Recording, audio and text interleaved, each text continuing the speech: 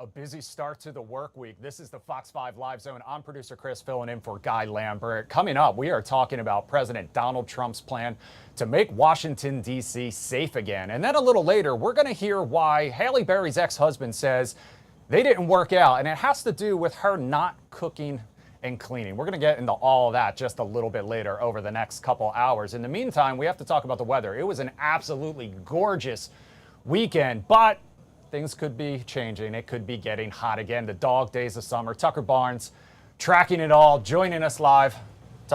Speaking of dogs, what's happening, Chris? I mean, you know, it was a beautiful weekend, honestly. It I was a out gorgeous at St. Michael's. I was out on the water, and everything felt perfect. Then I woke up this morning, some cloud cover. Yeah. A little bit of humidity, which I mean, it's the worst. I hate it. Okay, well, wait till you see what's in store for later this week. By the way, I don't cook or clean. Does that make me ineligible to be a batch? I'm going to have to find out whether Caitlin does then, because somebody's got to carry the weight in this I will be staying tuned. I want to find out what happens. David Justice looking a little older, by the way. All right, summer heat returns. Chris, you're the good-looking one. Sorry. Cold-blooded. That's how we're starting today. Chris is a good-looking one. I get them confused.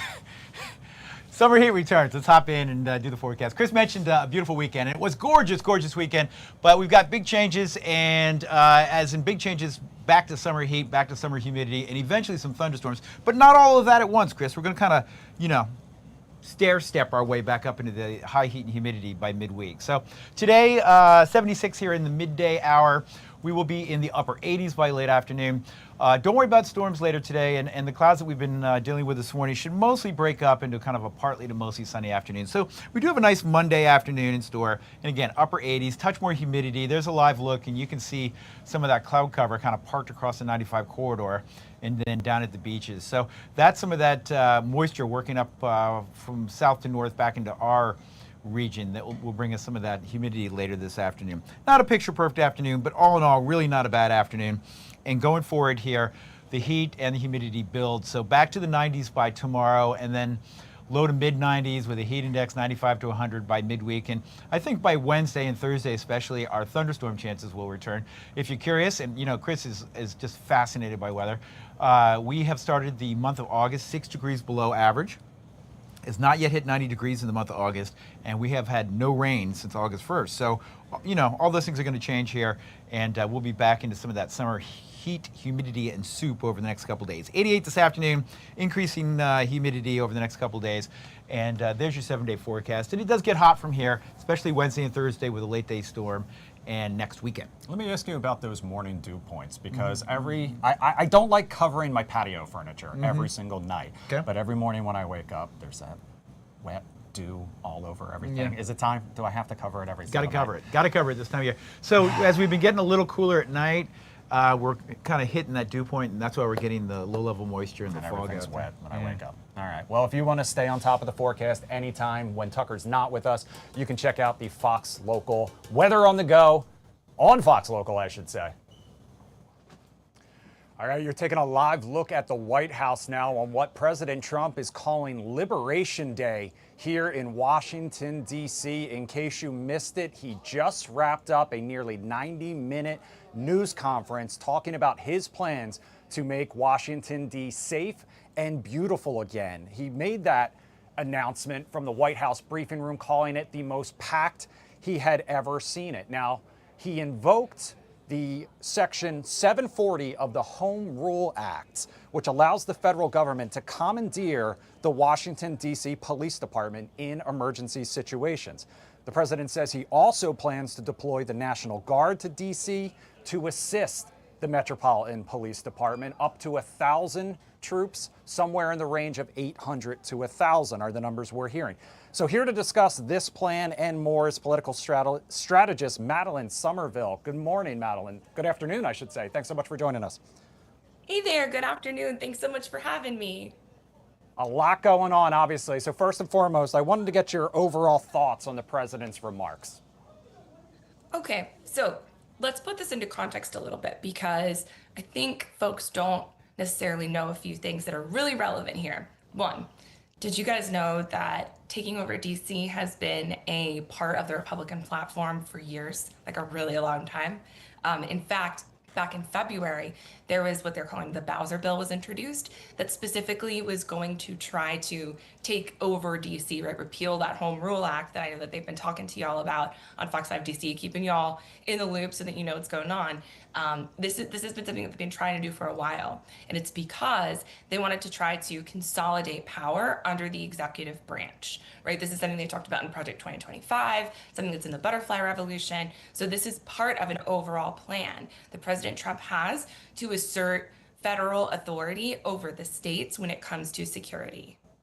So Washington is not the first place we have kind of seen this. He's talked about deploying the National Guard to the border, the southern border. We also saw them deployed to Los Angeles as part of those anti-ICE protests earlier this summer. So we talked earlier a little bit about how crime numbers in DC are actually down. Violent crime in DC down 26% compared to this time last year. In 2024, the city saw a 35% drop from 2023. You said this was always part of the plan. So is the crime just a justification? Is the homelessness just a justification for this plan?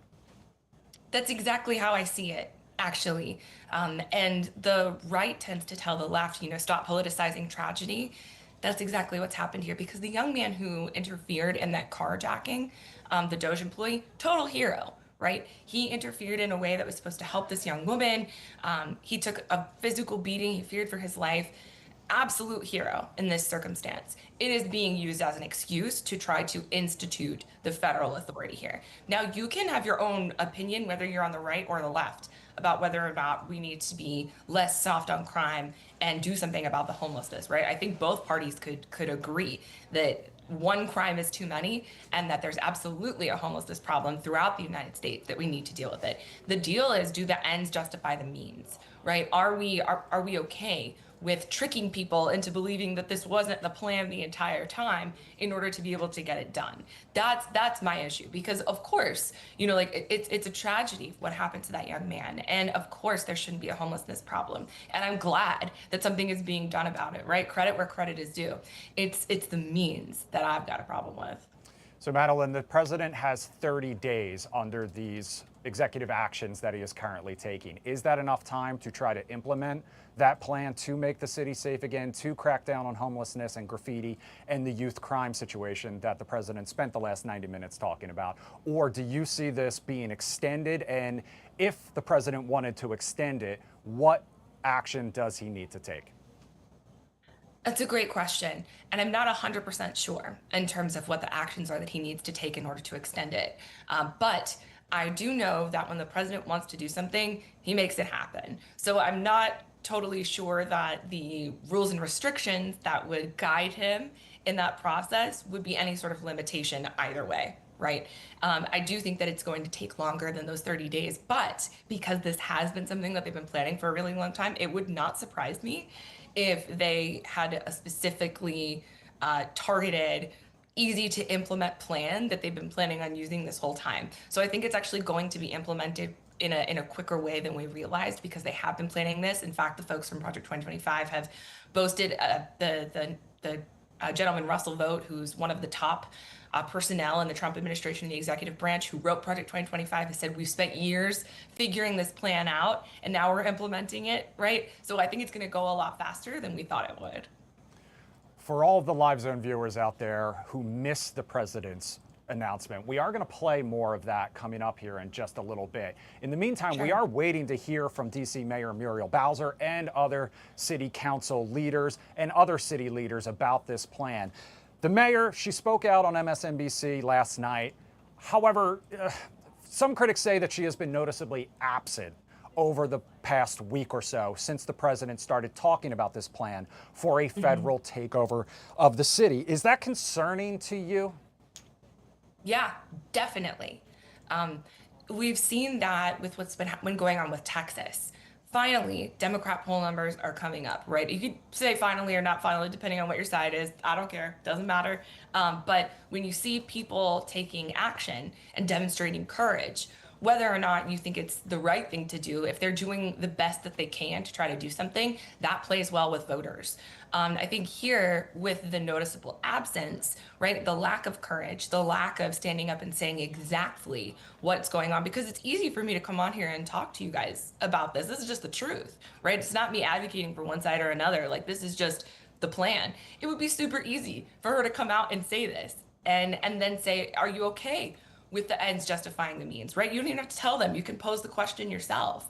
For her to be absent and to not speak in the best interest of the voters, right? Which is just laying out the context for them, telling them what the truth is, and then giving them the option to decide. And by doing so, empowering them. I think she's going to lose confidence in her administration and increase the support for increasing the federal control over her city. Is there anything the mayor or the DC Council can do now to kind of prevent this, or are the wheels in motion? I think there is actually. They can work with Congress. So right now, actually, Congress is the entity or the governmental body that has the most power. So the president he has his own powers when it comes to DC that are separate from those of Congress, which involved calling in the National Guard, increasing police presence. But when it comes to making ultimate laws, like permanent things, Congress still has the power there. So they can still, by they, I mean the mayor's administration, can still work with Congress to accomplish what they think needs to be done. The problem is there's a Republican majority in Congress that tends to lean towards whatever Donald Trump wants. Now, we've seen a lot of pushback with the big, beautiful bill, right? So we've got some courageous people who just think on their own. So I think if the DC mayor and the DC administration want to try to get something done, if I were them, I would target those folks in Congress who seem to have a mind of their own.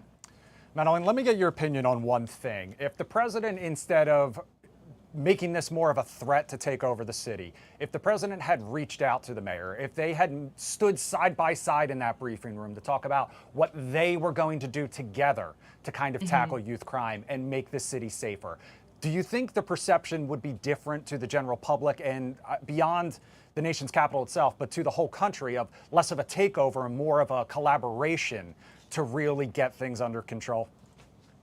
This is a brilliant point. I love this point because it speaks to the larger goal here, right? Because let's say, not nefarious at all, 100%, the goal is to help the people of DC. What is the fastest and best way to do that without dividing people? Right? Obviously, a collaborative way of doing that makes the most sense. You can share resources, you can share opinions, right? You could say that they disagree about the issue, and like as you just said, violent crime has come down. But I think we can all agree, and if you frame it this way, it's easy to get the people behind it. One crime is too many, and seeing what happened to that young man is terrible, right? So you could get everybody behind this initiative if you wanted to. The point is to divide people. Right? Whether you're on the Democrat side or the Republican side, the point is to divide people so that you're not working together, so that one side wins, or one side gets a win over the other, when really the people, y'all, are the ones who are watching, are the ones who deserve the win, the ones who should be prioritized and put first. And collaboration always makes things go more quickly than doing things in a divided manner. So I love this point. I think this is great. And I hope that the people of DC advocate for themselves in that way and saying, hey guys, what about us? Political strategist Madeline Sommer, thank you so much for joining us here on the Fox 5 Live Zone. Of course, we will be on standby. If the mayor or anyone from the DC Council speaks out, we will bring it to you live. In the meantime, we're going to take a quick break. When we come back, we're going to talk more about this. David Kaplan, Fox 5's David Kaplan, will join us live. We'll be right back.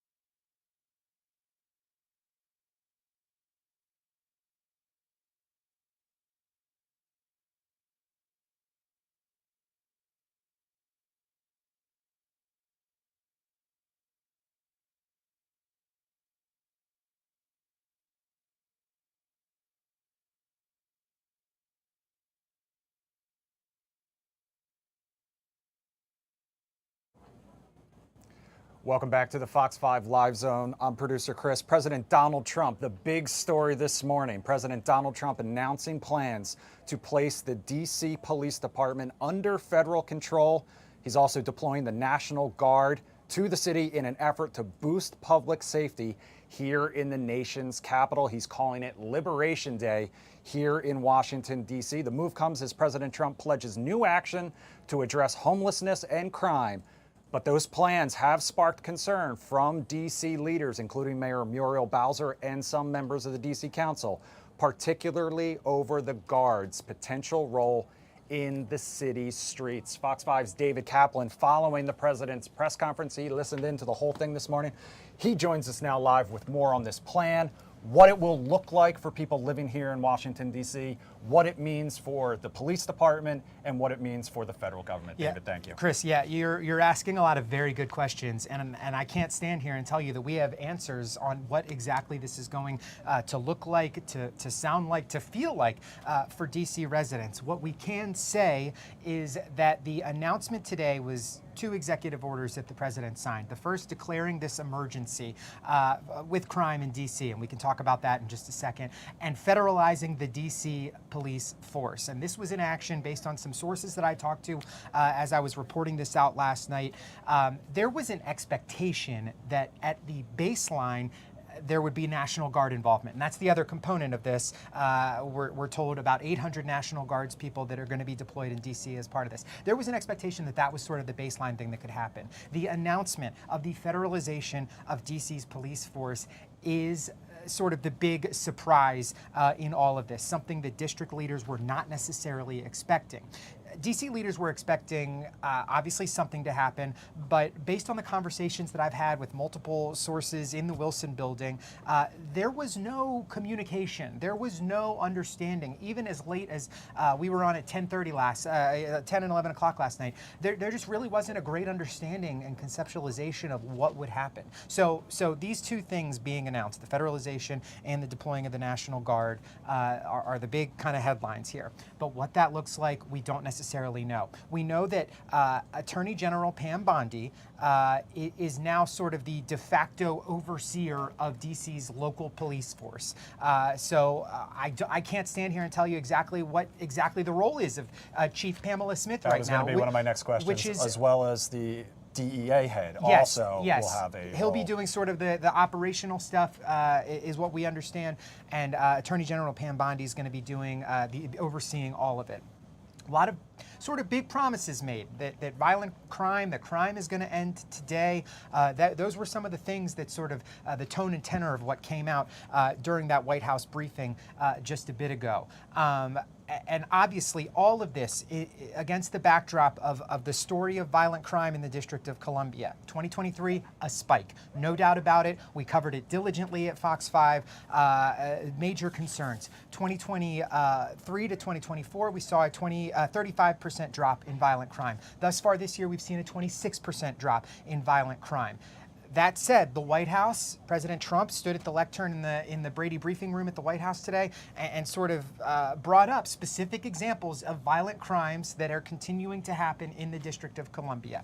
You talk to the mayor, you talk to the police chief, they have consistently said one violent crime is too many. But the overall stats and pictures are what they are. They're showing a decrease, and yet the president is taking what we are seeing. It's fair to call it an extraordinary action by signing this executive order to federalize the D.C. Police Department, utilize the National Guard, citing sort of a big emergency of crime in the district that there's been a lot of pushback from district leaders that they just don't see that exists right now and don't think that the facts and the data back up the need for what we're seeing from the White House right now. Not to kind of put your historical knowledge on the spot here, but is there any sort of precedent for this before? Have we seen this sort of federal takeover here in the nation's capital before? We've definitely seen the National Guard deployed, and 2020 we saw that happen. We've seen it nationally in LA in the last couple of weeks. To my knowledge, the Home Rule Act is only about 50 years old. To my knowledge, we have not seen this sort of federalization of the police force. Don't quote me on that. You told me, Understood, yes. but to my knowledge, this is definitely unprecedented sort of area that we are waters that we're swimming in right now, and that's why we have kind of all these questions about what exactly this is going to look like. Operationally, we didn't get a ton of details on this, and I have to sort of also rewind to this past weekend. You know, we saw the mobilization of several federal police department officers. I believe the number was 450 on Saturday night, 450 officers on Sunday night. So, you know, Mayor Bowser in that interview yesterday morning sort of said she expected maybe more of that, more of a deploying of those types of resources. So, and again, this went a step sort of beyond that. So we're still trying to figure out. We did just get a statement from the Attorney General of DC, Brian Schwab, who was specifically called out. He is the one who oversees all things juvenile crime and juvenile justice in the District of Columbia. He was called out, I believe, by DC U.S. Attorney Jeanine Pirro regarding some of the actions and policies. He's out with a statement saying that the administration's actions are unprecedented, unnecessary, and unlawful. There is no crime emergency in the District of Columbia. And then he says, we are considering all of our options and will do what is necessary to protect the rights and safety of district residents. So we are already sort of starting to see some pushback. I am slated to talk with Brooke Pinto, DC Councilmember Brooke Pinto, at 1:45. She oversees the Committee on Public Safety and Justice. It'd be interesting to see what she has to say. We also talked about this, the mayor of DC. We just have not heard too much from her. I checked in with a source in the mayor's office. Essentially told me they don't have anything yet. So you can imagine, and she had nothing on her public calendar today, so you can imagine that this day was dedicated to this announcement and how to respond, and Lord knows you think she'd have to say something by today, but as of now, we don't know when and where that will be. But it seems safe to say that they may have been watching this play out in real time the same way we were, and that was the sort of details that they were getting. You talked about this weekend, kind of the surge in federal agents who were out helping protect the streets. That was the plan, of course. We've talked about kind of where the federal government plans to target, whether it's high traffic spots or tourist spots. Some of those spots are already under the jurisdiction of the park police, and we did hear from the park police today.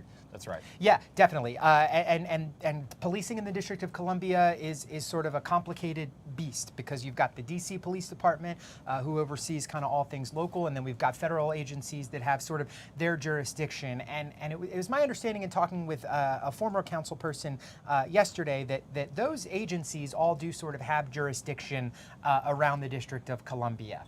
So that's noteworthy. But obviously, this being a federal enclave with a local police force, that interplay is something that always has been the focus of a lot of conversations. And the mayor's office said that she worked well with the President Trump's task force that he created in March to sort of figure all that out. And they've done a lot of things with the task force to try and remove homeless encampments. There were 80, I believe, that the president said that had been removed thus far this year, and do things to clean up DC from that perspective. But we have seen the existence of the local DC police force policing in DC. We have seen the existence of these federal police forces policing in DC. What we saw last weekend was an increase in that federal presence, and what we are seeing now is the federal government taking over the local. So it's already complicated, and this is gonna make things even more complicated, to say nothing of the fact that we're talking about the number one thing that people care about most, and that's public safety. And that is gonna be, there's gonna be a lot of politics with this, and we gotta be clear about that. When you push back against all things public safety, from a politics perspective, that's where you need to remember that people's lives are the number one priority here. So what are we going to see? What is the mayor going to say?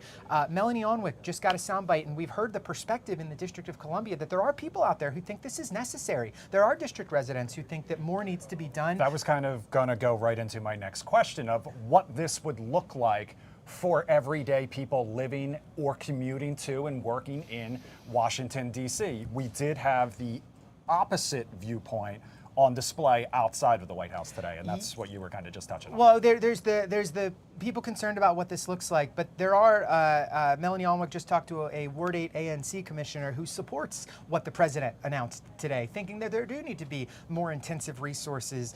He was representing Ward 8, so presumably he's specifically talking about his neighborhood as well. So this is not a 100-0 issue in the District of Columbia. Yes, there is this overarching concern about the federal government's role in local DC, given what the Home Rule Act of 1974 says, but there is also a perspective out there that crime does remain a huge issue, and we need to support what the president is doing. So we're sort of seeing everything. I would say that the voices of pushing back against this are going to be a little bit louder, and we've already seen that with an event that happened at 10 o'clock this morning that Stephanie Ramirez covered. But it's just hard to know what this will look like, and I think that the optics of this are something that we need to pay attention to, especially with the National Guard being involved, especially with these federal agents that are involved that have Homeland Security emblazoned on their vests, and Secret Service and all these agencies. Is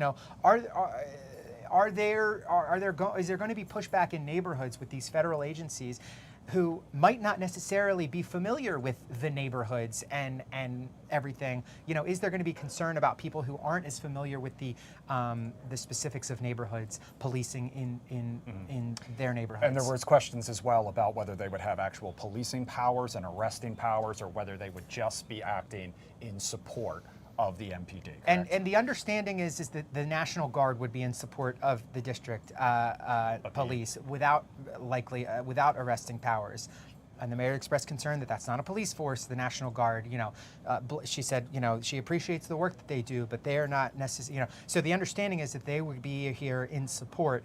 The exact power, the exact dynamics of what this 30-day emergency of the federalization of the police department will look like.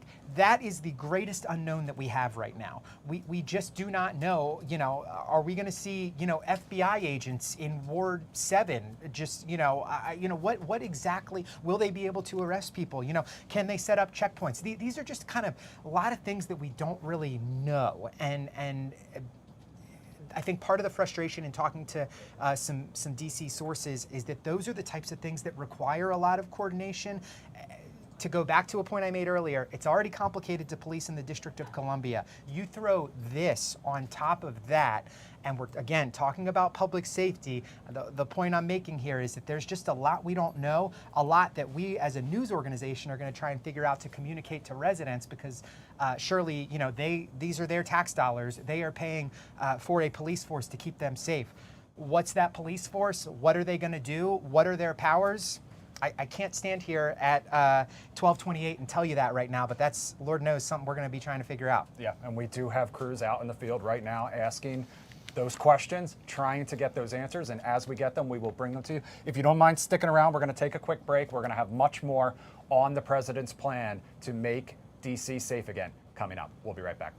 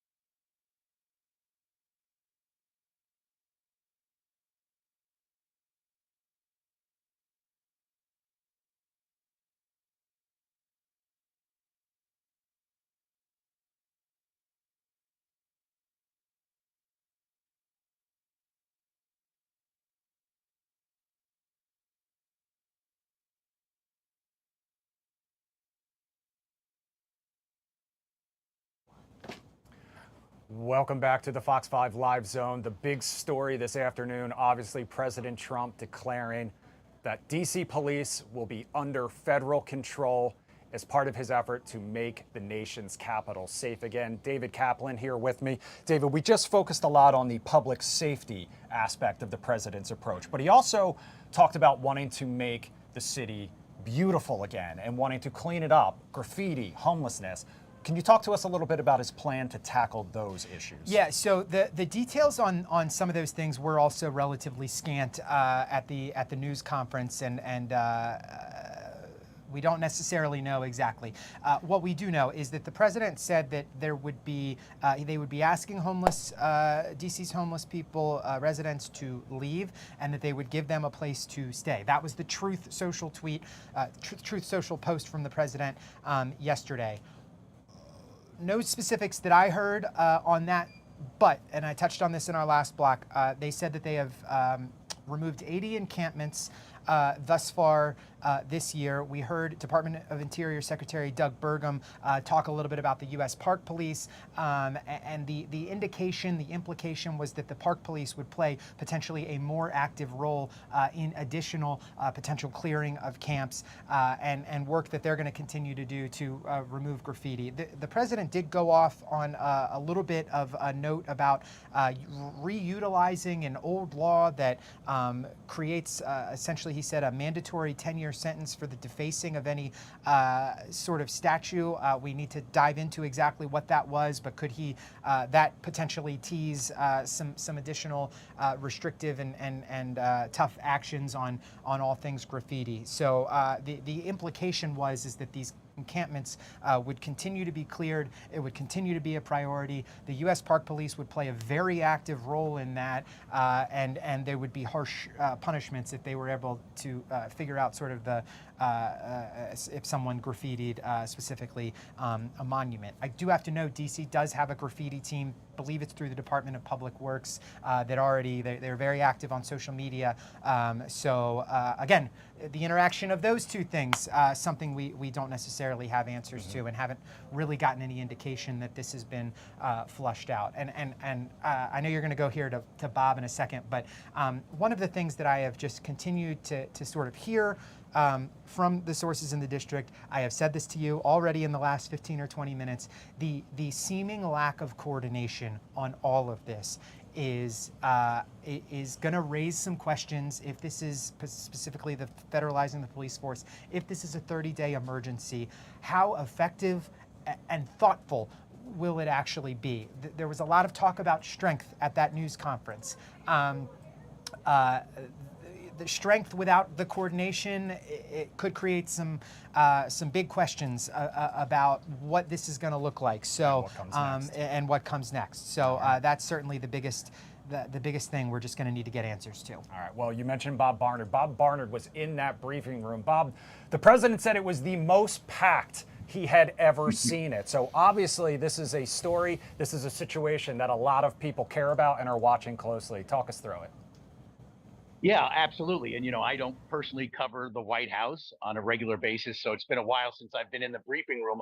A lot of times when a president has a big announcement to make, they might move it to the East Room or the State Dining Room.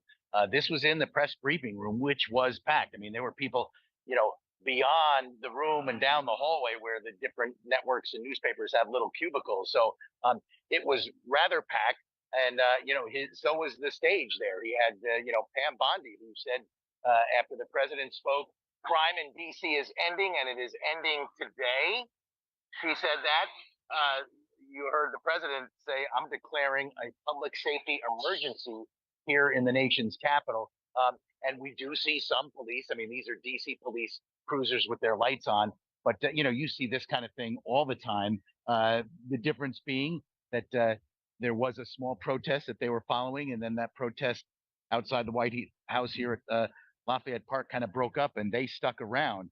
I asked a couple of them, how does it feel to have Pam Bondi and President Trump now as your boss? And they kind of just laughed and shrugged their shoulders. So, I think a lot of these officers who are out here on the beat today are just kind of finding out about this as we are today. I mean, there was, as far as I know, no announcement or dissemination of what was going to be happening before the president made the announcement. So it's just kind of new to a lot of these people. And as you and David have been talking, I just think that people are going to find it surprising. There's a source in the community who is plugged in, community activist, talks to us all the time. And he says, look, he's not been a big fan of the MPD leadership, that they haven't been doing a great job, but that he's a little wishy-washy about the president federalizing law enforcement here in the nation's capital. We heard Pete Hegseth say that probably it'll take about a week to mobilize the DC units of the National Guard, the Army National Guard, that will be deployed to the streets, and that they're going to reach out to other cities to see about maybe getting some of their National Guard. I just want to see if these guys will say anything. How you doing? Okay, he's on the phone, so I guess I was going to put him on the spot for a second there and see if he would give us instant reaction from one of the DC police officers who, is going to be answering to a different boss for at least a month, it would seem, guys. And I don't know. I think it's going to be interesting. The coordination part of it, I think, is going to be very interesting, and the pushback in the community. This person I was referencing, who I've known for years in DC, was saying that over the weekend, some of the primarily unidentified law enforcement, and this guy sent some pictures, looked like federal agents who were out on the street, perhaps these Washington-based FBI agents who are now leaving their offices and are going to be patrolling the streets of DC at night. We're just kind of randomly going up to Black people and harassing them, in this person's opinion. And his reaction was that this is not going to necessarily decrease violence here in the city. It could, in fact, have the reverse effect and increase violence here in DC. We'll see. I mean, it's not necessarily an overarching threat, but the president did say in the past, when young people were rounded up for whatever kind of crime, whether it was menial or violent, would basically spit at law enforcement, and they couldn't do anything in return. One of the lines that caught my attention from the president's announcement today was, "You spit, we hit." So we'll see how this plays out in the coming hours, days, and weeks, guys. So definitely a little bit of a threat of escalation there with that line. Bob, I'm just kind of curious whether you have heard from anyone else about how they feel about this in the community, either on the streets or in a position of leadership. And also kind of this idea that this could be spreading. I did hear during the Q&A afterwards about whether other cities could kind of consider themselves on standby, and that we could see something similar in other cities across the United States. Yeah, if I had gotten within earshot of the president, that was going to be one of my questions. Is San Francisco, New York City next? And he kind of hinted to that, not only maybe tapping into their National Guard troops to bring them here, but while he was up there on the podium, the president rifled off a number of cities that potentially, depending on how this goes, I guess, could face similar things. Most of the people we've been out here and speaking to and saying hello to are tourists who just have no idea what's going on and don't seem to care, frankly, the ones that I've chatted with briefly. I have not been in touch with any official types, and this is Lafayette Square here across from the White House, but in touch with some officials at MPD asking, hey, is Chief Smith going to have something to say about this? And I was told to stand by. So we'll see. I mean, what kind of role does she play in the next 30 days, and will she weather this and emerge on the other side as still the police chief of a force that the president said was about 3,500 sworn officers, which he seemed to think was like so many that why can't they get crime under control with so many officers? That 3,500 is actually under the targeted 4,000 officers that the city would love to have, and because they are understaffed, most of their officers do overtime duty. So we're going to see if, hello there. Hey, how are you? Hey, are you guys DC residents? You live and work here in DC? Did you hear about the president going to be taking over federalizing the police force? What's your reaction to that? I'm a DC native. It doesn't please me. Does not please you. How about yourself? Same. Same? Yeah. Yeah. Visitor. Visitor Virginia. from Virginia. What's your reaction to it? I don't think. Oh, thank you guys. Good to see you. Bye-bye. Thank you. Thank you. That's kind of the thing. But, I haven't heard anyone, guys. I don't know if you could hear them. My microphone is sticking out of my ear, but the two who live in DC were like, no, not happy with this. And that's been the sense I've been getting off camera. But again, one person who is in the community and has lost a loved one to violence. It was a kind of an odd situation, but said, again, not happy with how DC police have been patrolling the city and trying to reduce crime.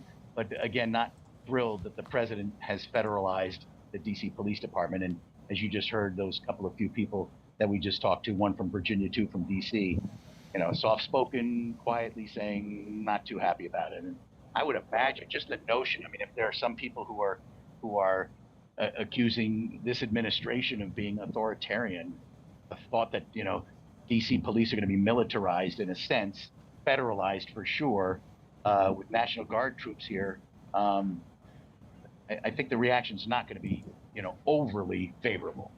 Let's just say that. Hey, Bob, it's Kaplan here. I missed just a little snippet of the news conference, and there was sort of an important part that I'm curious if you can sort of walk us through. Essentially, the structure of the federalization part of the police force. It's my understanding that it's, and I think the statute lays this out, that it's Pam Bondi, the Attorney General, who sort of is sort of the overseer. I guess we could call her the de facto chief. And then there's going to be sort of an administrator. Can you talk about who that person is and sort of what he said? Because, these sort of granular details that we do have about what this is going to look like are just incredibly important right now, and we don't know much. Yeah, the name is Terry Cole. He is currently head of the Drug Enforcement Administration, the DEA. He did not speak, and I think the term they used was like a federal commissioner, sort of like a police commissioner you have in some big cities like New York and Philadelphia. Here we have a police chief in DC, but they used the word police commissioner, Terry Cole, head of the DEA, but that it was indeed the Attorney General, Pam Bondi, who, as the Attorney General for the United States, would be kind of in charge. And then it seemed to us being like deputizing this DEA leader to be kind of this federal commissioner of the police department. So the structure, the fallout, how this is all going to play out is really, kind of still news to us, I think. And yet again, Pam Bondi saying crime in DC ends today. I think they're being overly optimistic. And just another follow-up, and you touched on this. The president talked about, we've been covering at Fox 5 how they want the staffing levels for DC police to be closer to 4,000. So DC police and DC leaders have just talked about the importance of getting more officers, and yet the president sort of went off on this sort of slight tangent about 3,500 feeling like it needs to be enough, and then bringing in and federalizing the force and potentially activating the National Guard. I'm just kind of curious, what did you hear when he said that? What was your sort of sense of kind of what he was trying to convey by saying all that? I know it's a tough question, but I'm kind of curious kind of what your thought was in hearing that. No, definitely, David. To me, what it sounded like to me, like he was kind of scoffing at the fact that DC, so he must not know that the police force is actually understaffed, that they're budgeted for 4,000 officers. I thought it was less than 3,500, but he was using the number 3,500, and he kind of seemed to be kind of snickering at the fact, there are 3,500 police officers for this relatively small area, and they can't keep crime under control. So that's the sense I got, that he thought, these guys aren't doing their job, and they've got so many of them. They've got 3,500 police officers in DC, and yet they can't stop all this sensational crime from happening. And while some of these homeless encampments are on federal lands in some of the parks, that they can't keep the city clean and graffiti free, 3 of these homeless camps. So that's the impression, David, that I took, and Chris, from it, was that the president thought it was kind of a joke that DC's got 3,500 sworn police officers and still has a major crime problem. Not that the officers that the city does have, many of them are working overtime, forced overtime, and that they are literally understaffed. And Bob, I know there are still so many unanswered questions, and we still don't know exactly what this will look like over the course of the next 30 days. But did you get the sense at all that with this kind of federal takeover, that they would be able to make sort of institutional changes, whether it was to the budget, to the size of the police force, or even to leadership moving forward? That never came up. That, deep dive into what all it was going to look like on the other side, whether they were going to, force the city's hand to try to get them to hire more officers. I mean, that's something we heard of before the news conference, was that the Trump administration wanted to kind of make it easier for DC to hire and retain police officers, but that we didn't hear anything at the news conference. I'm just showing you some more of the police that are here for whatever reason, and get used to it. These are DC police, but we'll probably see a lot more police on the streets as kind of a show of force, at least in the coming days and weeks. But no, nothing structurally or administratively. Like, didn't say, hey, Pam Smith, hand in your resignation letter, or that, hey, we're going to help DC market the department to try to hire more officers. Nothing like that at all. And just, Bob's done a great job of explaining this, and I think, Bob's mentioned this in some of his reporting, and we've consistently mentioned, despite, all of this dialogue about the number of officers that exist now, yes, they are working incredibly hard. Yes, there is a lot of overtime. Yes, we have reported on all of that. We've seen a 35% drop in violent crime, according to DC crime stats, from 23 to 24, an additional 26% from 24 to 25 thus far. The president and his team highlighting some of the examples of violent crime that we have seen, and consistently city leaders acknowledge that what they're doing now is not good enough. But we do, obviously an important context to continue noting the drops in the progress that DC has made in the last year and a half, 2 years on violent crime. Yeah, he mentioned Honesty by Honesty Cheadle, yeah, by name. Yep. The 3-year-old who was shot late on the night of the 4th of July. And I believe it was Mr. Brown, the gentleman who was killed on George Avenue by these teen girls who kicked him, and we've interviewed his sisters on a couple of occasions. So he did mention some specific cases. I don't know if you guys picked up on it, but I mentioned it when we were on with Steve, at around 11:45 this morning on the TV, that the president seemed to indicate that somebody quit their job within city government, whether it was at MPD or just elsewhere in the city government, who supposedly was in charge of these crime statistics, and quit because they were being, the suggestion seemed to me to be that this person quit because they were being told to put out numbers that were not accurate, that were downplaying crime in DC. I haven't heard that anywhere else, and that may be totally bogus, but something to look into, that maybe some bureaucrat within city government was being told to fudge the numbers on crime and as a result quit. Sounds a little far-fetched to me, but that's what the president himself said. All right, Bob Barnard, live outside of the White House for us right now. Bob, we'll check back in with you in just a little bit, I'm sure. In the meantime, keep asking those questions. David Kaplan, thank you so much for joining us. Thanks for having me. We'll have much more on this coming up in our next hour of the Fox 5 Live Zone. Stay with us. We'll be right back.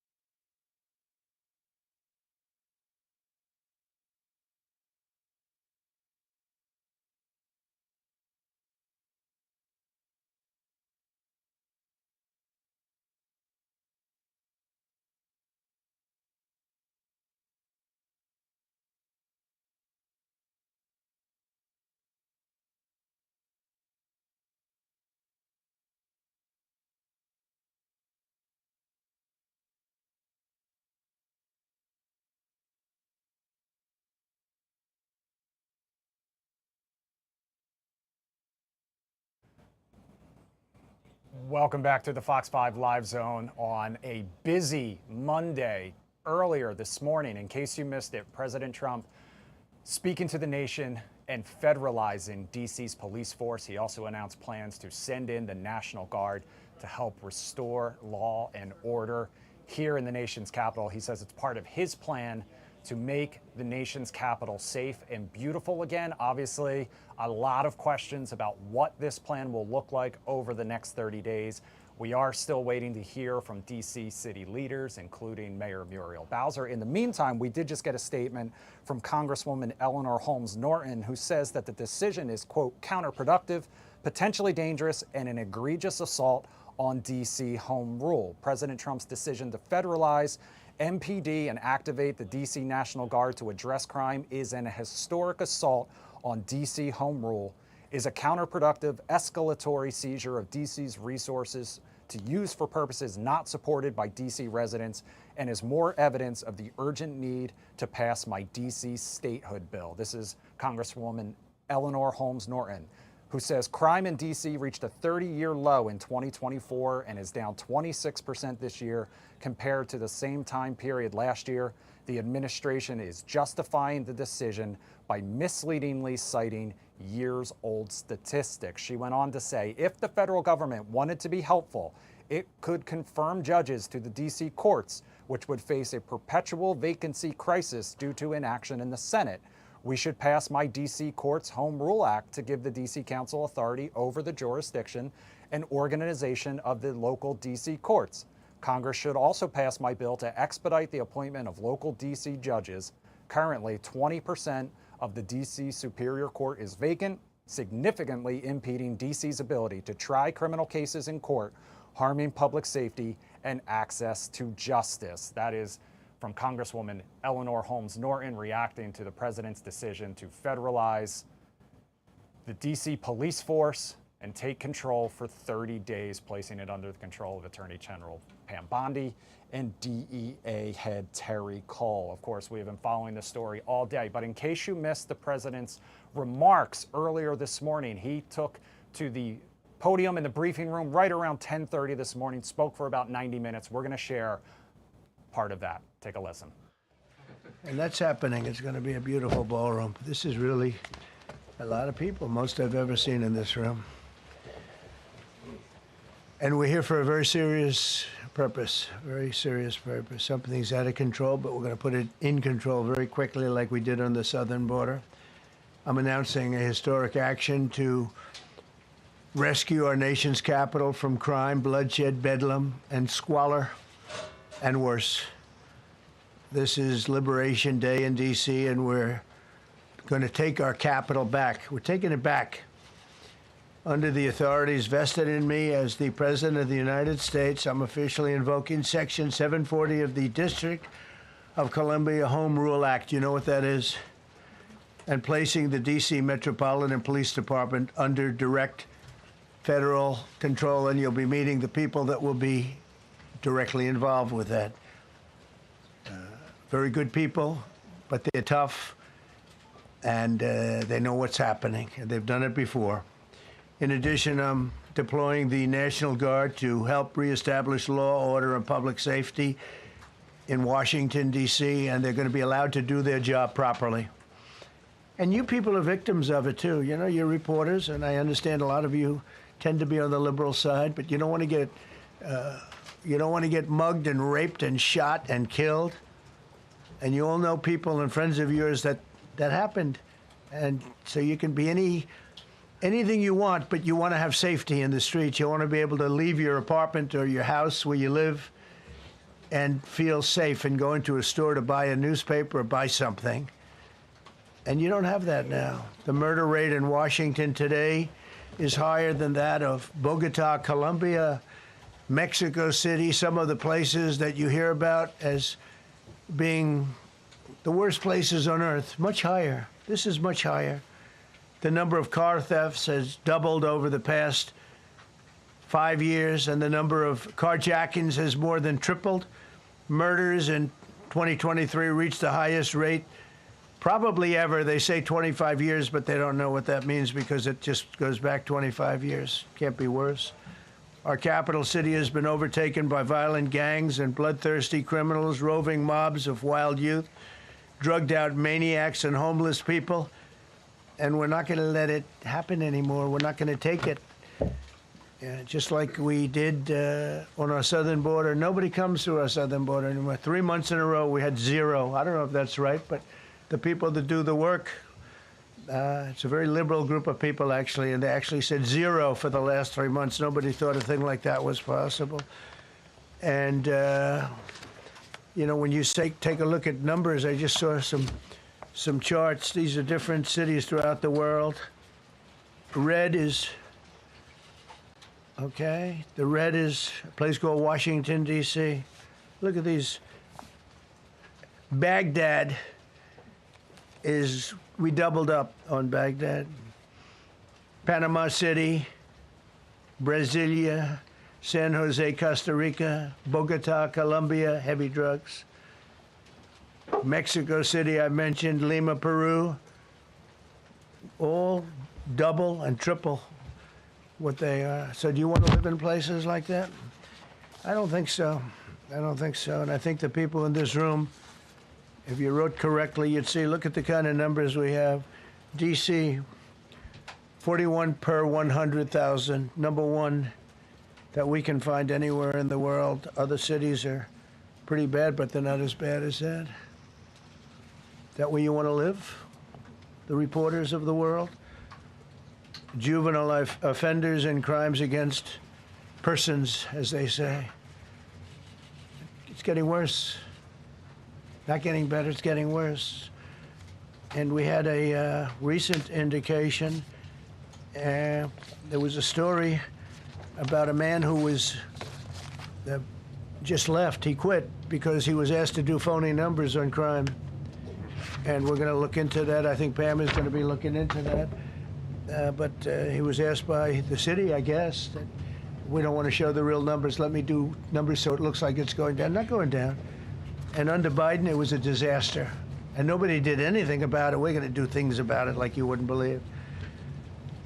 Every American has a constitutional right to be able to access and petition their government in safety, and countless federal officials and employees likewise have the right to carry out their jobs in peace without being shot. As you know, I lost a very good person a while ago, was shot waiting for his wife. He was in the car. They robbed his car. They shot him. They killed him like it was nothing to it.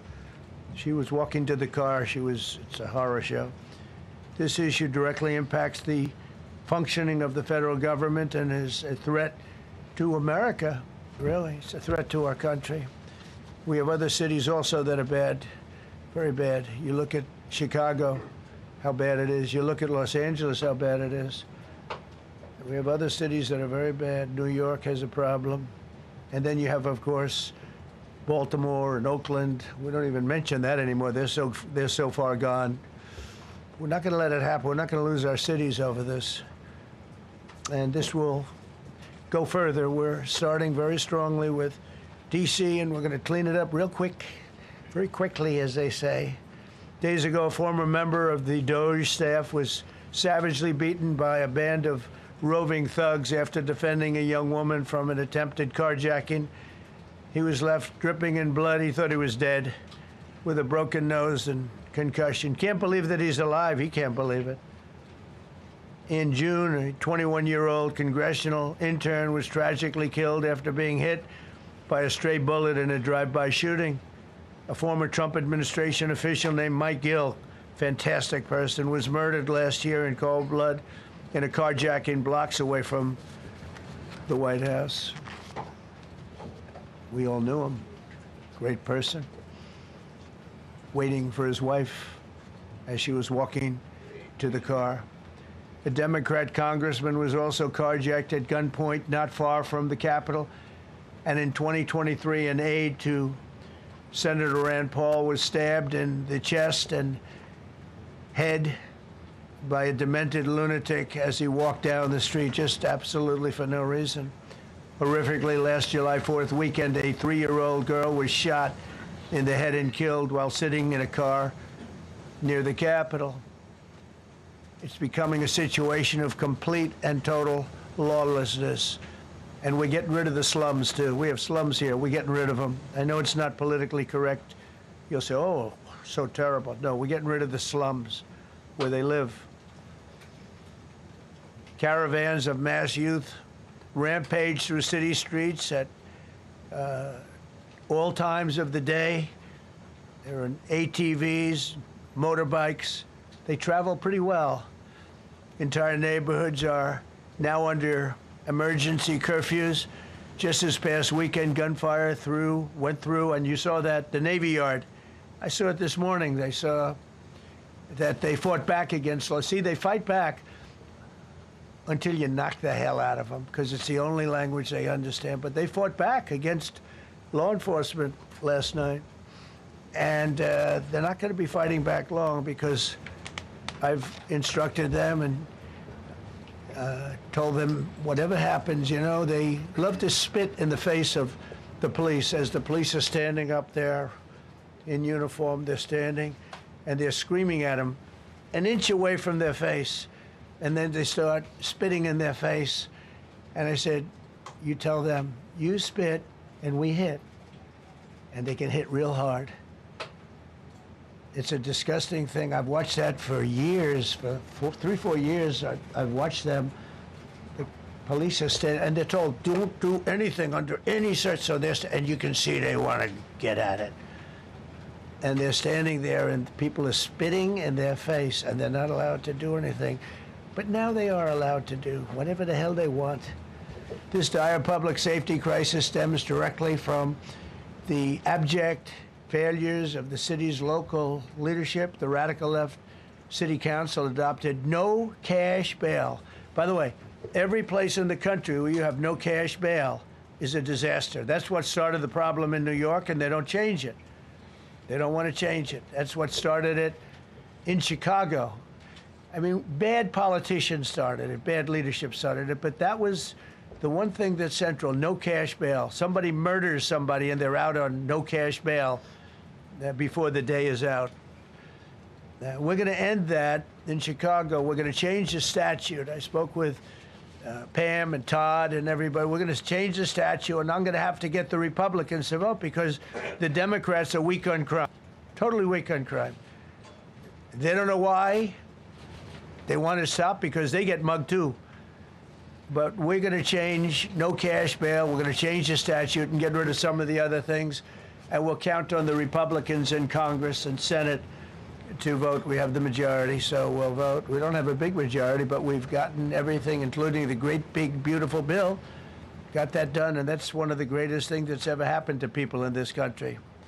They're starting to figure it out, how good it is. Biggest tax cut in history. So many things. But we'll be able to get that done. So, Todd, if you and Pam can draw up things working with the people, I'll get it passed. We'll get it passed with the Republicans. Probably won't get, think of this, probably won't get one Democrat vote, because they have no idea what they're doing. That's why they want men playing in women's sports. That's why they want transgender for everybody transgender. And they just got walloped in an election, in a landslide, and they haven't changed one thing. I saw the other day the certain gentleman who was a very well-known politician, Democrat, was fighting like hell that men should be allowed to play in women's sport. They just don't get it. They said it's an 80-20 issue, and I think it's a 97-3 issue. And I don't know who the three are. I've never heard anybody nobody's ever come up to me, sir, you have to let men play in women's sports. You have to do it, sir. Nobody's ever approached me. I don't know where this issue even comes from. Never seen anything like it. But they turned our nation's capital into a sanctuary jurisdiction. That's the other thing. We have to get rid of sanctuary cities as quickly as possible. We're going to do it, too. We have to. Because it's sanctuary for criminals. Releasing illegal alien gang members onto the streets. In 2022, nearly 70% of criminals arrested in Washington went unprosecuted. That's not going to happen with the group we have standing aside and standing behind me. And at the Metropolitan Police Department, it's now reached a small number relatively compared to what it was, but it's thousands of people. You know, we have thousands of police. I was told today, sir, they want more police. I heard a number 3,500 police. That's a lot of police. 3,500. I thought they were going to say we only have 30 policemen or women. He said we have 3,500. We need more. You don't need more. That's so many. I never heard. That's like an army. How could you need more than 3,000? It just happened 2 minutes ago. Sir, they've requested more police. Oh, what do they have? About 3,500. I said, 3,500? This is not a big area. It's ridiculous. What you need is rules and regulations, and you need the right people to implement them. And we have the right people here, that I can tell you. Look at the border. Biden said, there's nothing you can do. Kamala was the border czar. She never called one of the Border Patrol agents who are great. ICE is great. Never spoke to anybody. Never went there. But she was the border czar. And everybody said it was impossible to fix. I fixed it in 3 months. No, really. I fixed it the first week, but really fixed it over the last couple of months. And I mean, literally to a point where, as I said, 0 illegals entering our country in the last 90 days. Pretty amazing. It's time for dramatic action. We're going to do the same thing over here. It's going to be a very safe city very soon. We're not looking to take years, because a lot of people die in years. And we've got incredible people in this country, except we have to allow them to do their job. And that we will deliver like nobody's ever delivered before. I actually think it's easy. You know, if you're competent, it's easy. If you're incompetent, it's impossible. But I'm very competent. Last week, my administration surged 500 federal agents into the district, including from the FBI, ATF, DEA, Park Police, the U.S. Marshal Service, the Secret Service, and the Department of Homeland Security. You know, a lot of nations, they don't have anything like that.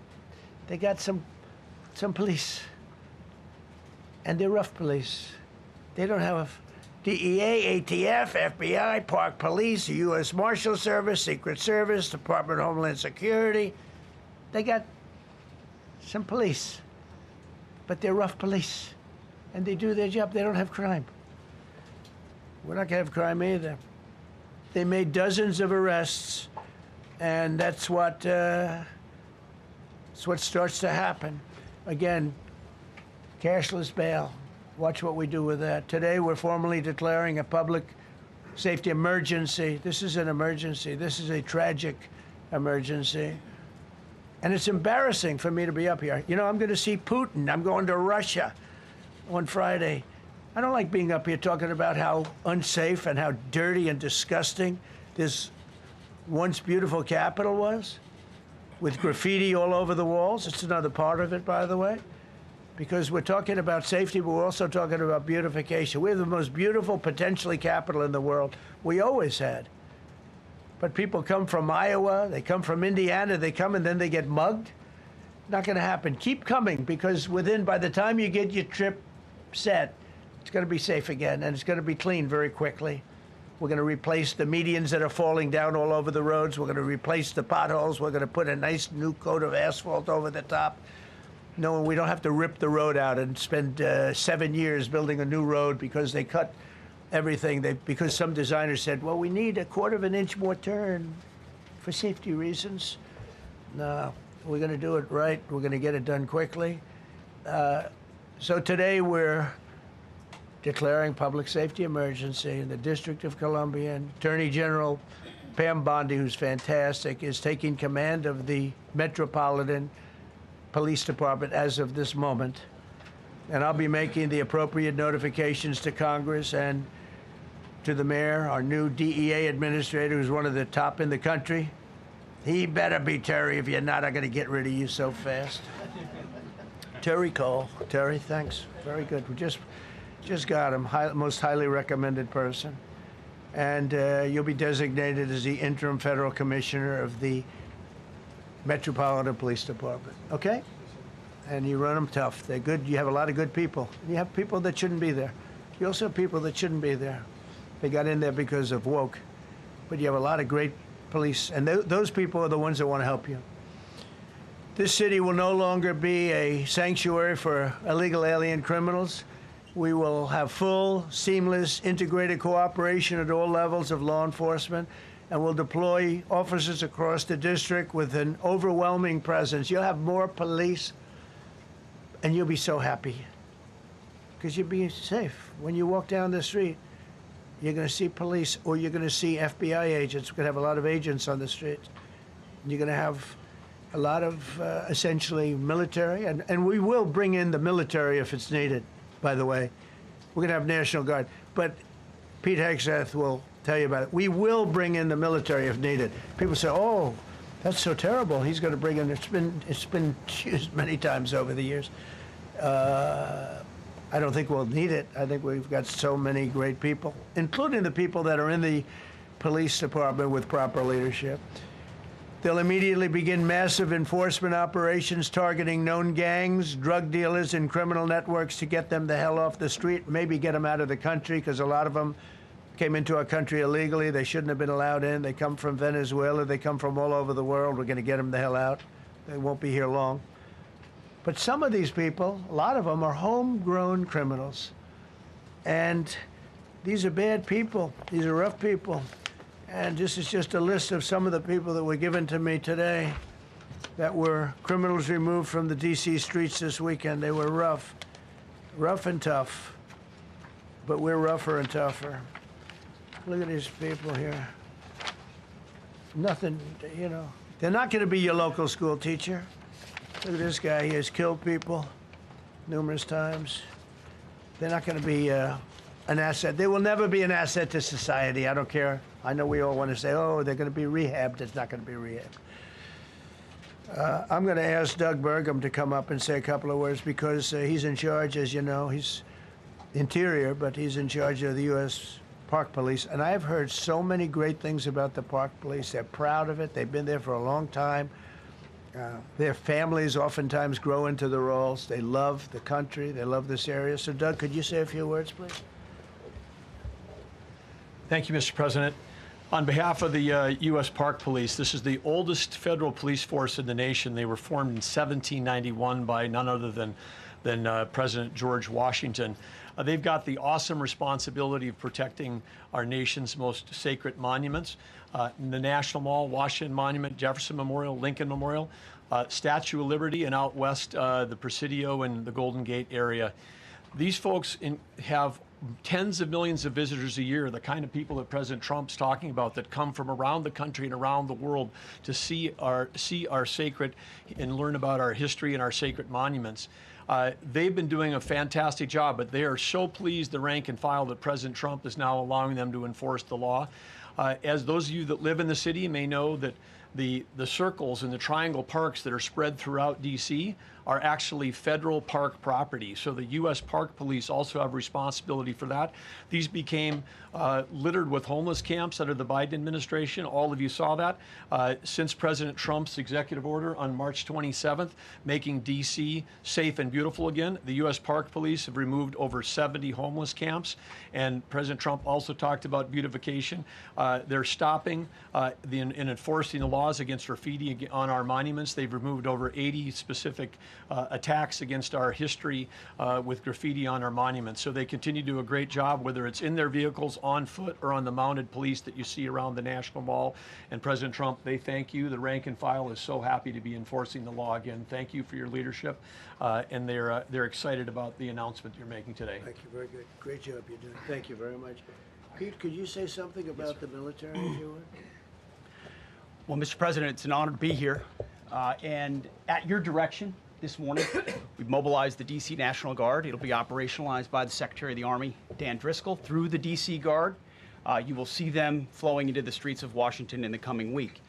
At your direction as well, sir, there are other units we are prepared to bring in. Other National Guard units, other specialized units. They will be strong, they will be tough, and they will stand with their law enforcement partners. This is nothing new for DOD.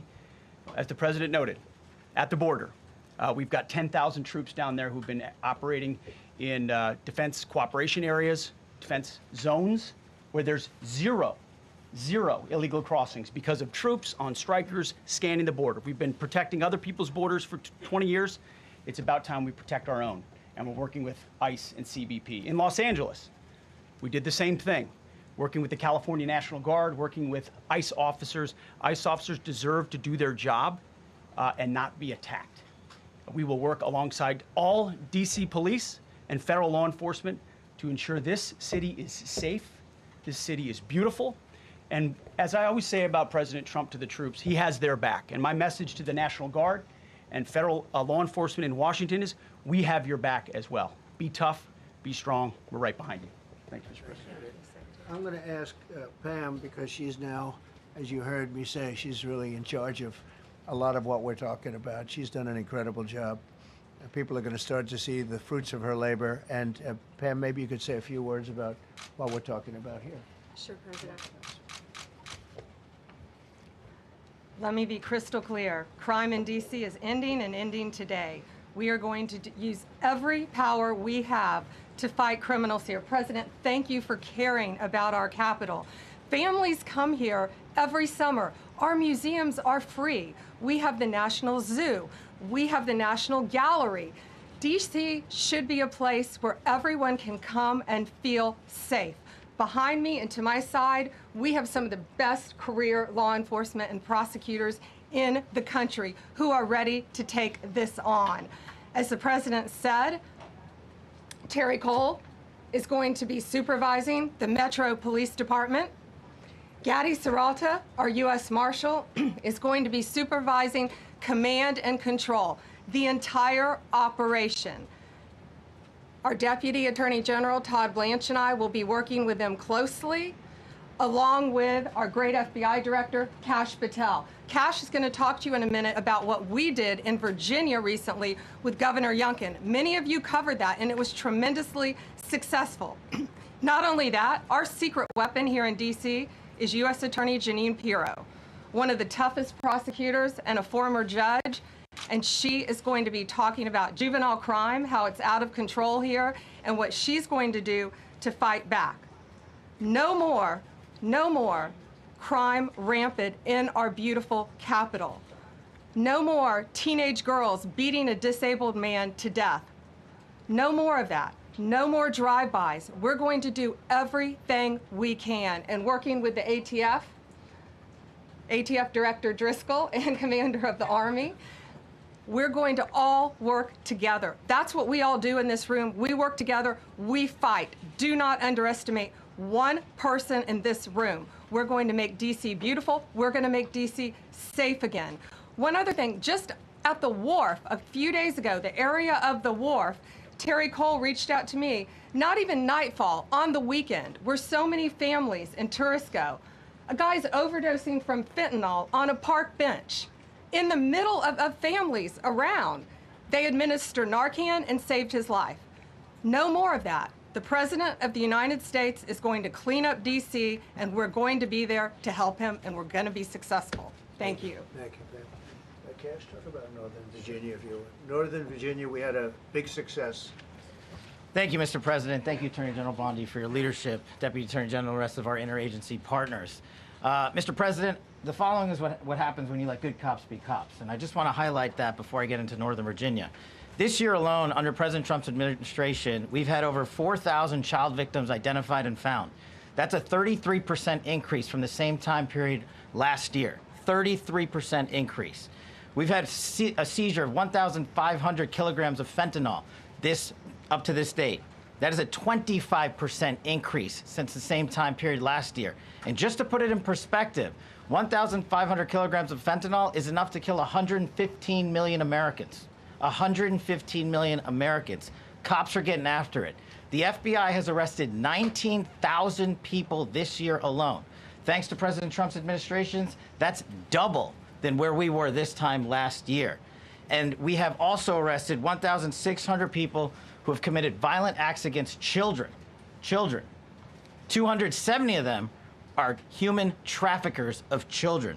Mr. President, this is what happens when you have great leadership at the Attorney General with Pam Bondi, your administration's priority of protecting the homeland and protecting American citizens and protecting our children, and the murder rates are plummeting. We are now able to report that the murder rate is on track to be the lowest in U.S. history, in modern recorded U.S. history, thanks to this team behind me and President Trump's priorities. And how do we do it? And what are we going to bring to D.C.? What we did in Northern Virginia, thanks to Terry Cole and Governor Youngkin and the team, we stood up a task force out in my Northern Virginia field office, and we said, let's let good cops be cops. Let's get them the intelligence and what they need, and let's get the red tape out of their way, and let's get DOJ partnered up with us to bring great prosecutions. And that's exactly what we did. In 1 month, we arrested 545 violent felons. 545 in the state of Virginia, thanks to Governor Youngkin's partnership. And that simplicity in law enforcement is what's coming to Washington, D.C. When you let good cops be cops, when you give them the intel they need, when you work with our Homeland Security Task Force, when you work with Terry and Gaddy and I go way back to Miami, these guys are great leaders of the respective departments and law enforcement capacities. And when you have the DOJ and President Trump driving behind this mission, we are going to clean up Washington, D.C., and we're going to do it the right way, the lawful way, and we're going to make sure Washington, D.C. is safe again. Thank you, Mr. President. Thank you, Attorney General. Thank you very much. Good job. Thank you, Cash. So the process begins right now. It actually started over the weekend, and we confronted a lot of very bad people. But it's going to be something that will be pretty amazing to you as you watch it. And I think most of you say it's a beautiful thing to do it right. We're going to be removing homeless encampments from all over our parks, our beautiful, beautiful parks, which now a lot of people can't walk on. They're very dirty, we got a lot of problems. But we've already started that. We're moving the encampments away, trying to take care of people. Some of those people, we don't know how they even got there. Some of those people are from different countries, different parts of the world. Nobody knows who they are. They have no idea, but they're there. We're getting rid of the people from underpasses and public spaces from all over the city. There are many places that they can go, and we're going to help them as much as you can help. But they'll not be allowed to turn our capital into a wasteland for the world to see. The Metropolitan Police Department and the federal authorities will be supported in the effort, a really big effort, the 800 D.C. National Guardsmen that we'll put on, and much more if necessary, much more.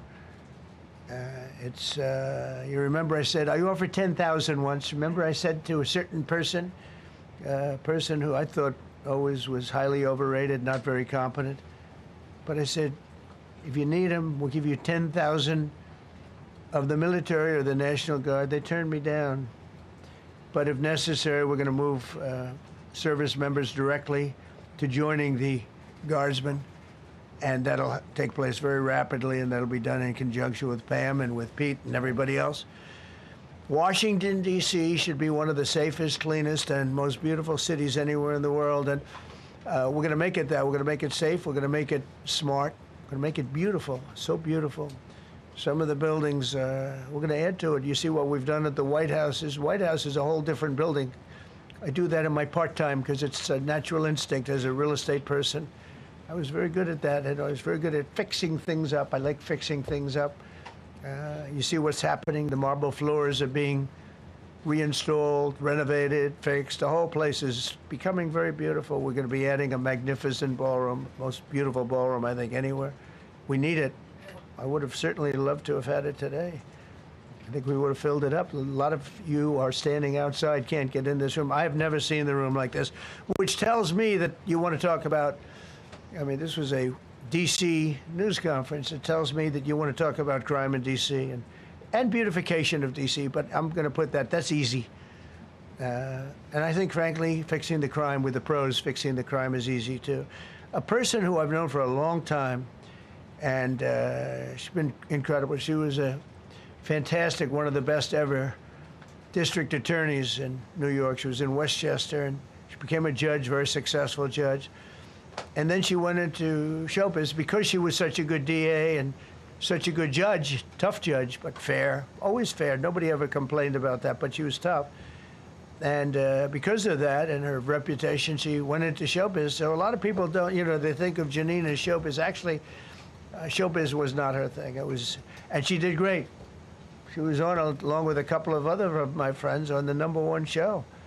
And she did great. But this is what she loves doing. This is really her baby. What she's going to do is going to be incredible.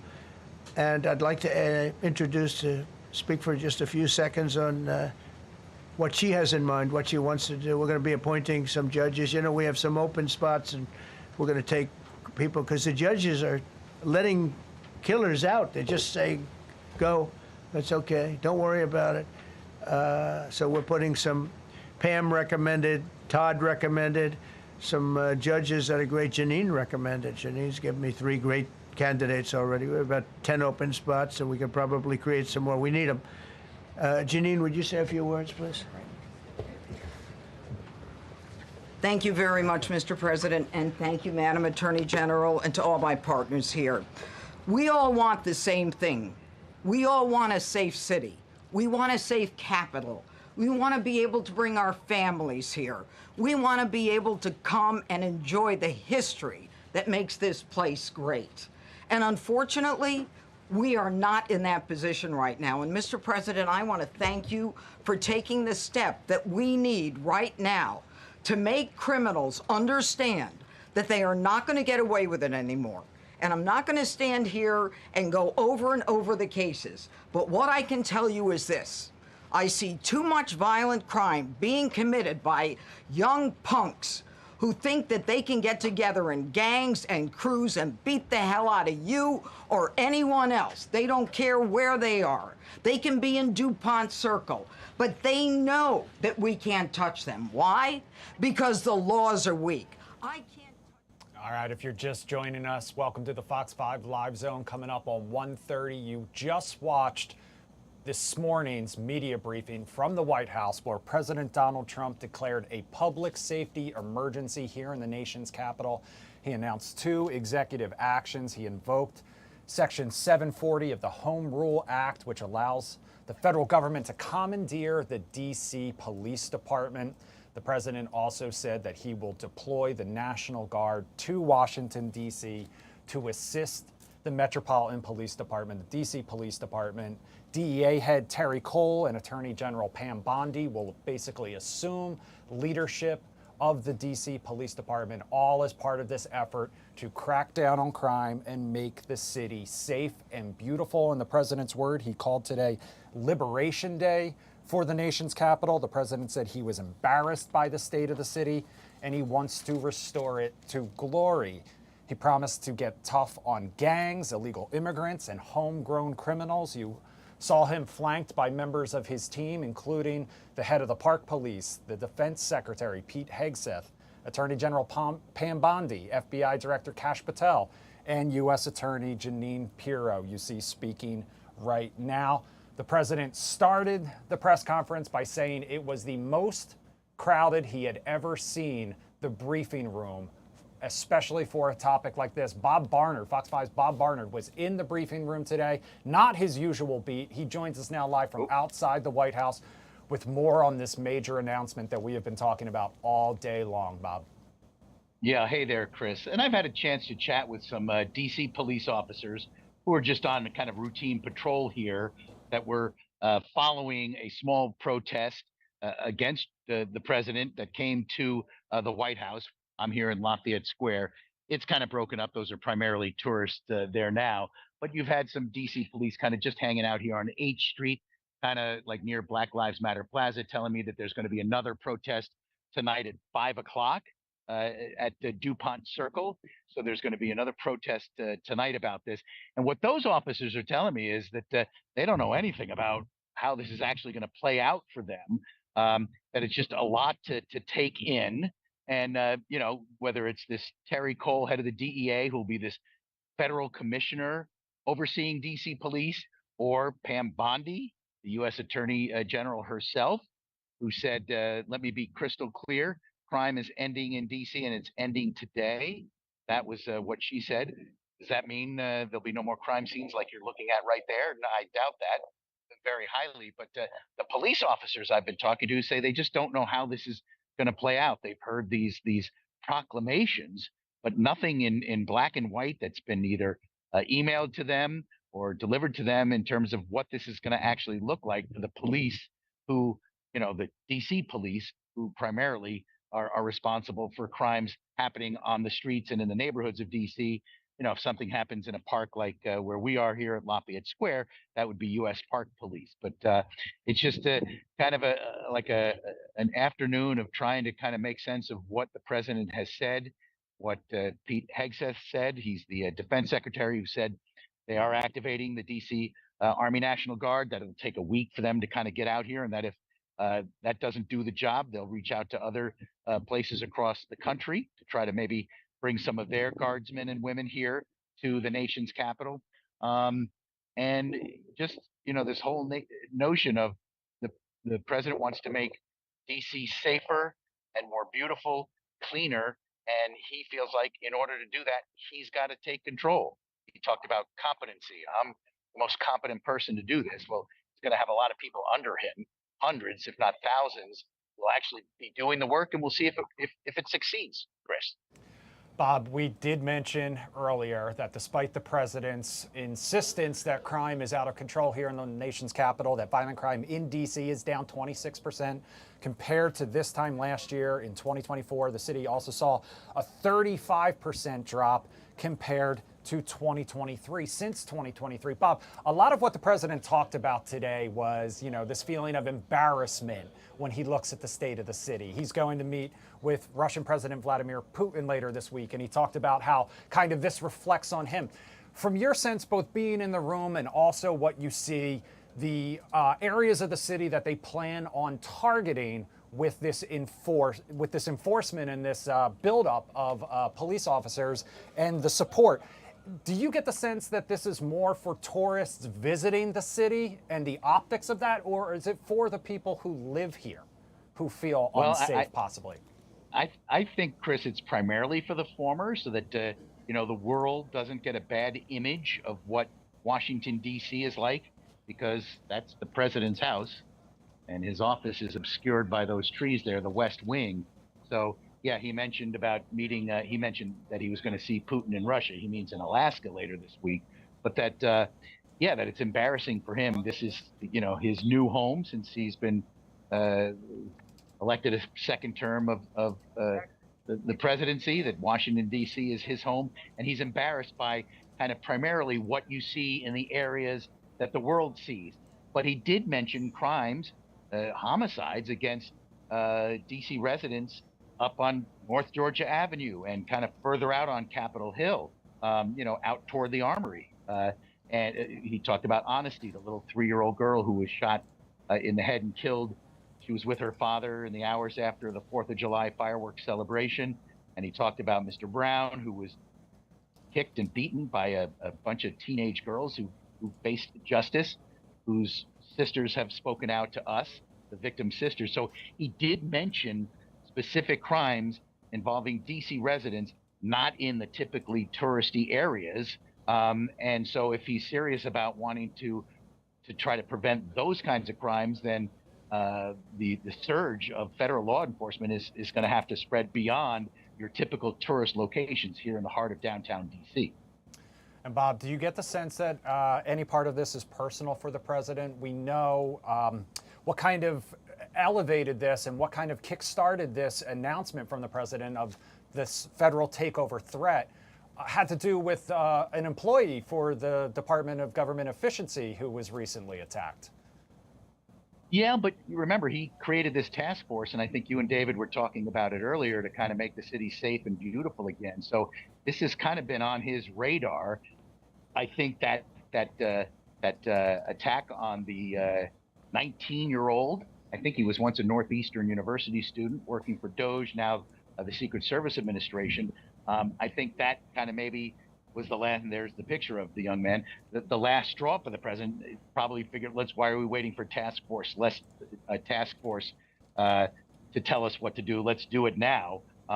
So I think it is personal to him, but I mean, I think he likes to talk tough and act tough, and I think he's not seeing what he wants to see in terms of, the city getting rid of homelessness, violent crime in terms of statistics, maybe on the downward slide, but the individual cases, and the police chief and the mayor, Muriel Bowser, Pamela Smith, will say one violent crime is one too many. But I think some of these individual crimes probably just got to the president to the point where he said, that's it. I think I have the power to do something about it, and I'm going to exercise that. Bob, you mentioned Police Chief Pamela Smith. That one of the main questions that a lot of people have, both probably in the department and also watching right now, is kind of what her role will be over the course of these next 30 days, especially with the federal takeover and the installation of Attorney General Pam Bondi and DEA head Terry Cole. Have you heard from anyone about what this will mean for her position? I have not, Chris, and I'm just walking here toward H Street because there were a bunch of police out here, and since we're talking kind of about them, I thought if I could show them just kind of hanging out here, scratching their heads in a sense, I would. So I'll just keep chatting while I'm walking this way. One of her top people, Pamela Smith's top people today, told me she may have something to say later today. Not sure whether this caught her off guard or her senior, executive staff off guard. And since this is kind of like a brief temporary takeover, say for maybe a month or something like that, I mean, I can't see her resigning, leaving her position, and then what? The city's got to then find a new police chief. So here's just one MPD squad car sitting here. I think sites like this, whether it's DC police or Secret Service police or FBI police, they have marked cruisers. The FBI does. We'll be seeing probably a lot more of those in the coming weeks here. What it means for Chief Pamela Smith herself specifically, I don't think anybody knows. Again, the rank and file are telling us they don't even know what it means, and they're the ones going to be out here kind of under the president's authority, under the attorney general's authority, trying to crack down on crime. Bob, I know some of this is just kind of based on your own personal opinion / the kind of feeling that you're getting from people out there, but we talked to a political strategist, Madeline Somerville, earlier this afternoon, and I asked her if she thought if this takeover had felt less like a threat and more of a collaboration, that if the mayor was standing next to him, if the police chief was standing next to him in that briefing room, and it made it look like, even if it was just from a perception standpoint of we're working together to tackle this issue, do you think people would have a different feeling about it and would maybe be more receptive to this idea? Yeah, sure. I mean, that it's not being jammed down their throats. Because I think, we've just been talking to people here. They don't seem to like the idea because the sense I get, and there's, we're seeing a lot of it's uniformed Secret Service police right there. So you're seeing, that kind of thing more so than you might normally hear today. I think there are a lot of people who just feel like, the president and now the attorney general for him are kind of like bigfooting the police department, the local police department, MPD. So, yeah, if the mayor was there and the police chief were there and we're saying, yes, we agree on this and think for 30 days at least this might help and maybe draw attention to the fact we need to hire more police officers and we need to get tougher on offenders, especially youthful offenders, as you heard the new U.S. attorney for D.C., Janine Pirro mentioned just a short time ago, that that maybe it would have a different reaction. It wouldn't be going over like a thud, like, oh my gosh, he's imposing his will on the city. That didn't happen today. They were not there. All right, Bob, I know you have to go get ready for your afternoon reports. We'll see you coming up on the take at 2 p.m. here in just about 19 minutes or so. Thank you so much for sticking around. Coming up on the other side of the break, we are still getting reaction from more people. We heard from Congresswoman Eleanor Holmes Norton earlier. Now we're hearing from Ward 6 Councilmember Charles Allen, as well as the Metropolitan Police Department Union. We also have a little poll. We'll check in on that coming up on the other side of the break. Stay with us.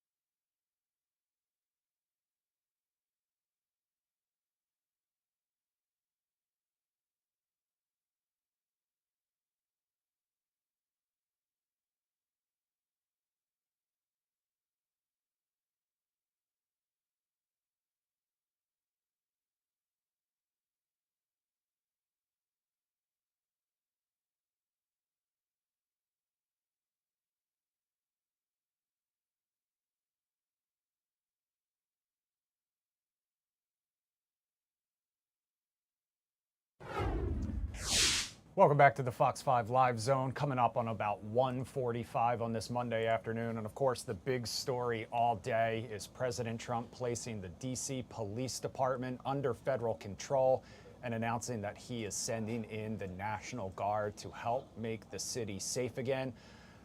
We're hearing around 800 to 1,000 troops could be on their way and should start showing up in the city within about a week.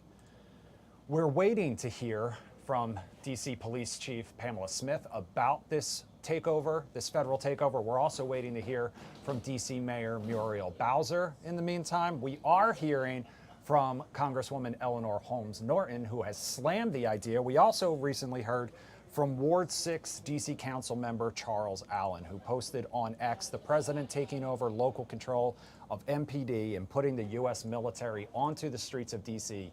under the guise of public safety is wrong. It's an extreme, outrageous, and dangerous move for our city and the safety of all of our residents. Charles Allen goes on to say National Guard soldiers are trained for warfare and natural disasters, not for community policing. Every American should be deeply concerned with what they're witnessing today. It might make sense if he's trying to create compelling TV and distract folks from the real scandals he's facing, but it doesn't make our city safer, and it's a dangerous abuse of power and authority. This is Charles Allen, Ward 6 council member. Over the last 2 years, D.C. has experienced a 52% drop in violent crime and is now at a 30-year low. While any crime is one too many, every local leader in D.C. is committed to the work and progress of safer communities and preventing violence. He finishes up by saying today's announcement will put untrained and unaccountable members of the military in an untenable position in our communities. It's unnecessary, unwarranted, and a dangerous escalation of power in the nation's capital simply because he can. That was Ward 6 council member Charles Allen. We're also hearing from the D.C. Police Union, who supports the president's recognition of a crime crisis, writing the D.C. Police Union, representing over 3,000 officers of the Metropolitan Police Department, today acknowledges and supports the president's announcement to assume a temporary control of the MPD in response to the escalating crime crisis in Washington, D.C. The union agrees that crime is spiraling out of control and immediate action is necessary to restore public safety. However, we emphasize that federal intervention must be a temporary measure with the ultimate goal of empowering a fully staffed and supported MPD to protect our city effectively. To achieve this, misguided legislation passed by the D.C. City Council must be repealed, and we call on Congress and the White House to assist in overturning these detrimental laws. The union has long warned of the catastrophic consequences of chronic mismanagement, staffing shortages, and radical policies that have crippled the MPD. The president's recognition of this crisis validates our ongoing concerns. The current state of affairs, marked by violent crime surges, historic officer shortages, and eroded morale, requires urgent action. The temporary federal takeover is a necessary step to stabilize the situation, but it is not a long-term solution. The real path forward lies in addressing the root causes of the MPD's challenges, particularly the need for adequate staffing and the reversal of harmful legislation. We will have much more on all of this as we move forward with our coverage today and tonight here on Fox 5. In the meantime, we do want to know what you think of the president's plan to take over DC's police force. We made it our Fox 5 Live Insta poll. It is live right now. We will be checking in on this all afternoon. Right now, 84% of people say yes, they support the president's plan to make the city safe again. 16% say no. This poll just opened though, so these numbers fairly recent. You can scan that QR code at the top of the screen if you want to vote. You can also comment. You can let us know what you think of this plan. We'll hear from people all about this, like I said, coming up a little later this afternoon. In the meantime, we'll be right back.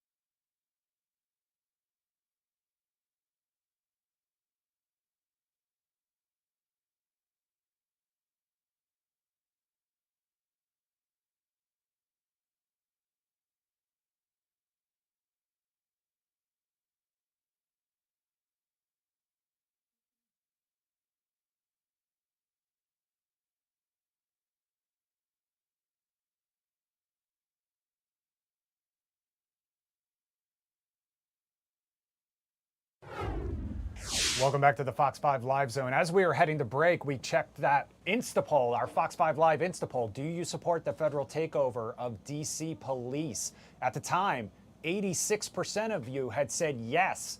Only 14%, I believe, had said no. Look how quickly that just changed, though. Now at 50-50. We'll keep checking this. We'll keep it live all afternoon. In the meantime, there are a lot of questions about the legality of the president's plan, of this federal plan to take over the Washington, D.C. police force and deploy the National Guard. Fox 5's chief legal correspondent, Katie Barlow, is looking into that. But Katie, I know you also just wrapped an interview with Jeanine Pirro, the U.S. U.S. Attorney for Washington, D.C., correct? That's right. Hey, Chris, good to join you. If I am reflecting on you, it's because I was walking back from my interview with Jeanine at the White House and had to stop over in a building to do a couple of interviews to answer questions that you have about the legality. Because as I have learned from the experts that we've spoken to, this is a first that the president has invoked this Section 740 of the Home Rule Act. It's the first time a president has tried to do this. It's not the first time a president has used the National Guard as kind of supplemental law enforcement or force multiplier law enforcement for major events, right? We've seen that at inaugurations and for protests and major events in the district. It is the first time that he is taking over MPD and doing it in this way, and that he has done so without coordination ahead of time, like they otherwise would do for some of those other events. So given that this is the first instance of the president doing this, there are going to be some questions that we just don't have answers to yet. One of the issues for the president to be able to invoke this authority is he has to say that there's some sort of emergency. And one of the experts I spoke to says that the definition legally of emergency here is likely to be something beyond the capability of the local law enforcement mechanism. So something beyond MPD's ability to handle. The question is whether we're there or not. Now, the president, regardless of the answer to that question in the short term, the president can go ahead and invoke this. He has to notify Congress within the next 48 hours that he's doing so, and then it can be in effect for 30 days. But after that 30 days, the president is going to need an act of Congress to be able to continue to mobilize and federalize local law enforcement in this way. I don't know whether he needs a filibuster-proof majority or not, but I do know that he would need an act of Congress for it to extend beyond those 30 days. So the world that we're in right now is perfectly legal. The president is able to do what he is doing so far as he follows the requirements of notifying Congress. The real question is going to be in 30 days, what happens after that? Because since Home Rule was passed back in 1973, and even before then, Congress has authority over the district, and Home Rule was basically ceding some of that authority to the people in the district. Not all of it, because as we saw when Congress vetoed our overhaul of the criminal code and sent it back, they still retain some authority over the district. But this is ultimately a power that Congress has, and so it'll be interesting in 30 days to see whether or not the president can muster support on the Hill to continue this kind of effort, or even what it looks like. Katie, I know you're going to have much more on this coming up tonight at 3, 4, 5, and beyond. When Jeanine Pirro took the podium earlier, she talked about how difficult it is for her to be able to prosecute youth crime. Do you see a major targeting of specifically juveniles, and how kind of the Trump administration and how police are able to kind of, work in that area with these youths? The president had wanted to charge them as adults. And is that, do you think, one of the major areas they're going to target with this over the next 30 days? It's a good question. I asked Judge Jeanine, is today going to change anything about the power and authority that her office has to go after juveniles? And the answer right now is no. This doesn't change anything. But she said that this just sends more of a message that we are coming after you. And this is part of a process, she says. But they're going to have to get the D.C. Council to change the way some of the law works as it applies to juveniles. Right now, 15-year-olds can be prosecuted for certain violent crimes like murder. But that has to go through coordination with DC's Attorney General. And for other crimes for 14-year-olds and younger, they cannot be prosecuted as adults. And nothing about today's announcement changes that. And so when I asked her directly about that, she said it doesn't, but it does send the message that we're coming after you. Now, the question is whether that message will actually be received by the intended targets. And that's something that we may see. Another question I had for her is where we have seen some of those upticks in juvenile crime and in violent crime, which is in Ward 7 and 8 and in Southeast, not, DuPont Circle or off of 14th Street, where the former Doge staffer was horrifically beaten. And I asked her if there was going to be, a National Guard presence or a base there. She said she didn't know the answer yet either on that question, and she deferred to the head of U.S. Marshals. So we got to do some more digging on exactly what the infrastructure is going to look like. I'm not even sure they have the answers yet. And again, we're on this 30-day clock before he has to get congressional approval. So standing up all of this without having coordinated with MPD ahead of time, it appears, may be an uphill battle for them. All right, Katie, thank you so much for joining us. We'll, of course, we'll keep digging for answers, and we'll have all the latest right here on Fox 5. Thanks for tuning in. I'm producer Chris. For producer Emmy, have a good day.